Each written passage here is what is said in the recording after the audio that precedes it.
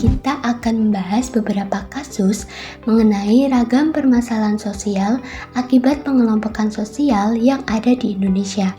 Apa sih itu masalah sosial dan seperti apa bentuk-bentuknya?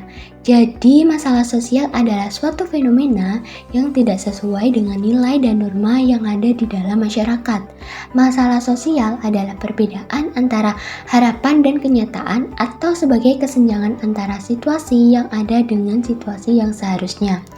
Kemiskinan merupakan salah satu bentuk permasalahan yang ada di dalam masyarakat.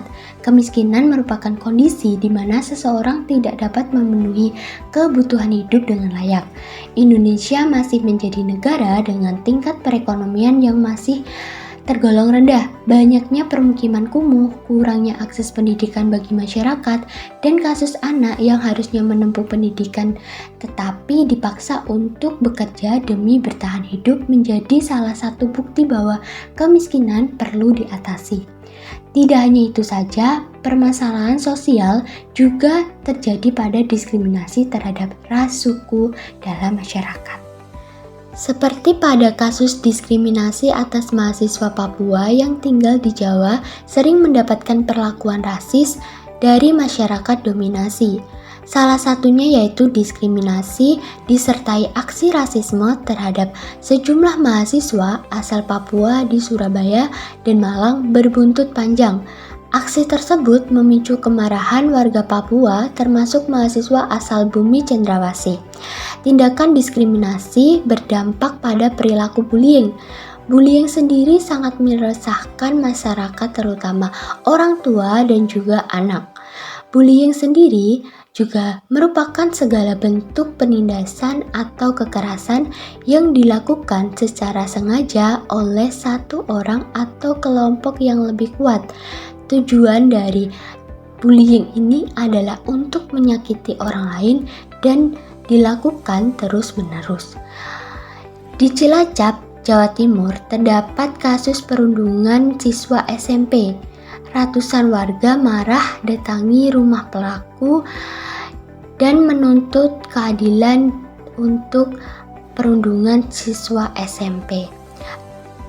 Nyatanya, kasus bullying di Indonesia masih terbilang cukup tinggi, di mana jumlah kasus bullying di Indonesia mengalami kenaikan pada tahun 2022 sebanyak 226 kasus, dan pada tahun 2023 kasus perundungan anak atau bullying yang terjadi di sekolah diduduki paling banyak pada tingkat SD dan SMP. Selain itu, FSJI mencatat bahwa kasus bullying di jenjang SMP mencapai 50%. Maka dari itu, pemerintah harus sigap menangani permasalahan tersebut karena menimbulkan dampak yang berbahaya dan jangka panjang bagi anak-anak. FSJI himbau Disdik bentuk satgas untuk mencegah terjadinya perundungan di sekolah. Indonesia menurut PISA menjadi negara di antara 78 negara yang mengalami bullying. Di Indonesia, kasus bullying di kalangan siswa berusia 15 tahun mencapai 41% dalam sebulan. Di sisi lain, hukum di Indonesia juga masih terbilang tidak memuaskan. Banyaknya kasus ketidakadilan di Indonesia menjadi bukti bahwa pihak yang berkuasa melakukan kesewenang-wenangan. Hal ini dapat dilihat pada ketidakadilan terhadap kasus mahasiswa UI yang tewas menjadi korban akibat tertabrak mobil pensiunan Polri justru dijadikan sebagai tersangka. Belakangan ini publik juga dibuat geram oleh penganiayaan berat yang dilakukan oleh Mario Dandi Satrio, anak seorang pejabat direktoral Jenderal Pajak.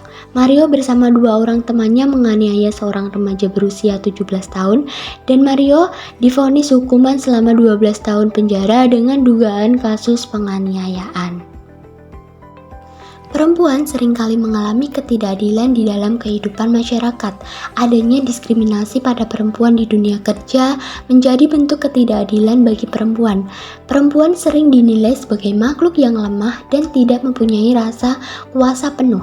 Bentuk ketidaksetaraan gender dapat dilihat pada jumlah gaji yang didapat oleh laki-laki dan perempuan yang berbeda, di mana laki-laki selalu mendapatkan gaji yang lebih tinggi dibanding dengan perempuan. Skor Indonesia melonjak pada tahun 2004 dengan diperkenalkannya UU Ketenagakerjaan Nomor 13 tahun 2003, yaitu melarang jenis kelamin dalam bekerja dan menghilangkan batasan historis pada tugas dan industri di mana seorang wanita dapat bekerja.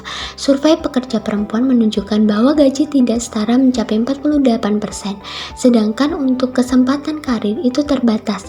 Artinya, masih adanya pembatasan bagi perempuan untuk aktif berekspresi di ruang publik. Bank Indonesia juga melaporkan sejumlah peristiwa terhadap perempuan yang terjadi menunjukkan bahwa Indonesia mengalami kemunduran di jalan menuju kesetaraan gender. Pandangan bahwa perempuan hanya boleh di rumah mengurus anak dan mengurus pekerjaan rumah menjadi stereotip masyarakat bagi perempuan. Bias gender terjadi pada perempuan di mana pihak perusahaan tidak akan memperkerjakan perempuan yang sempat cuti untuk mengurus anak, melahirkan, ataupun menempuh pendidikan. Sejumlah aksi teror Indonesia pernah terjadi saja menyasar lokasi khusus tetapi juga tempat-tempat umum.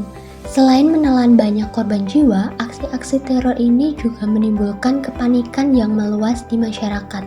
Adapun kelompok aksi terorisme meliputi Jemaah Ansharut Tauhid yang dibentuk pada tahun 2008 oleh Abu Bakar Rashid yang diduga kuat mendukung adanya ISIS. Aksi terorisme di Indonesia meliputi pemboman, penembakan, dan bentuk kekerasan lainnya yang menargetkan warga sipil tak berdosa. Dalam video ini terdapat kasus terorisme di Indonesia yang paling menyita perhatian dunia dan dilakukan di tempat umum. Salah satunya yaitu bom bunuh diri yang terjadi di Gereja Surabaya, menjadi salah satu bentuk peristiwa intoleransi terhadap masyarakat. Kasus bom bunuh diri di Surabaya telah banyak menarik perhatian dunia, tidak saja menjadi pembicaraan dalam negeri, tetapi peristiwa tersebut telah membuat publik luar negeri mencari tahu bagaimana aksi tersebut dapat terjadi.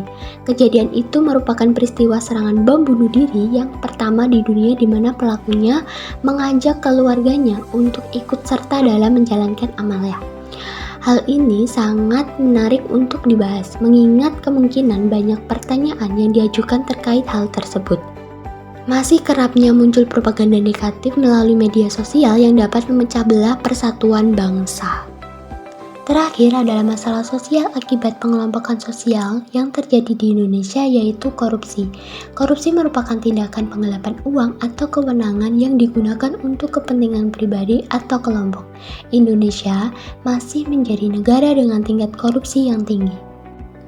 Adapun ciri-ciri dari korupsi adalah selalu melibatkan lebih dari satu orang, biasanya dilakukan dengan kerahasiaan, melibatkan pihak yang saling menguntungkan dan menjaga kewajiban, oknumnya sering berasal dari pihak yang berkepentingan, dan tiap tindakan korupsi adalah pengkhianatan kepercayaan. Jika korupsi dalam suatu masyarakat telah merajalela dan menjadi makanan masyarakat setiap hari, maka akibatnya akan menjadikan masyarakat tersebut menjadi masyarakat yang kacau, tidak ada sistem sosial yang dapat berlaku dengan baik. Setiap individu dalam masyarakat hanya akan mementingkan dirinya sendiri. Tidak akan ada kerjasama dan persaudaraan yang tulus. Korupsi juga membahayakan terhadap standar moral dan intelektual masyarakat.